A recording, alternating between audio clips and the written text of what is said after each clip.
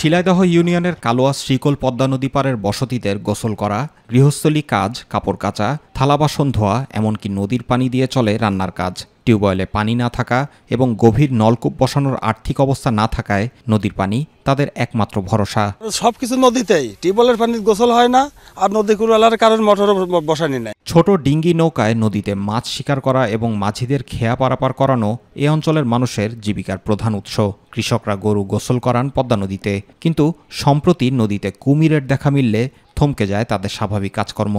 শিশু কিশোর ও বড়দের কেউই নদীতে নামা তো দূরের কথা, জীবনের ঝুঁকি নিয়ে গৃহস্থলী কাজের জন্য ছুঁইছেন না কেউ এ নদীর পানি। কুমির দেখার পর থেকে এখানে দেখছি আর এখানে দেখছি কুমির।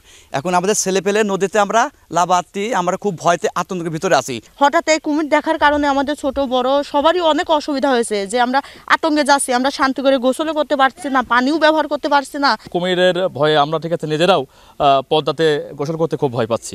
বলে দুটি কুমির ভাসেছিল, আমরা সেই ভয়টা নদীতে লাতি পারতেছি না, কাপড় চোড়ো খাঁচতে পারতেছে, ছাল পালে লাতি পারতেছে না, জামা খাতে পানি নেই, এটা কুমির এসেছে তাই সব ভয় পেয়ে থাকে।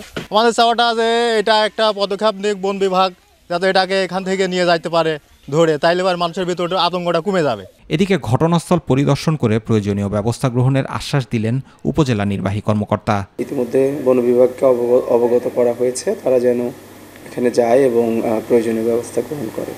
সংশ্লিষ্ট এলাকায় কর্মকর্তা ও কর্মচারী পাঠিয়ে এলাকাবাসীকে সচেতনের পাশাপাশি কুমিরটিকে আক্রমণ না করার পরামর্শ দেন বিভাগীয় বন কর্মকর্তা। আমার এই যে সংশ্লিষ্ট কর্মকর্তা কর্মচারীদের ওই এলাকায় গিয়ে সরেজমিনে এই ঘটনাস্থল পরিদর্শন করে বিস্তারিত জানার জন্য এবং ওই এলাকার লোকজনকে সতর্ক সচেতন করবার জন্য উদ্যোগ নিচ্ছি। জুবাইর রহমান, মাই টিভি নিউজ।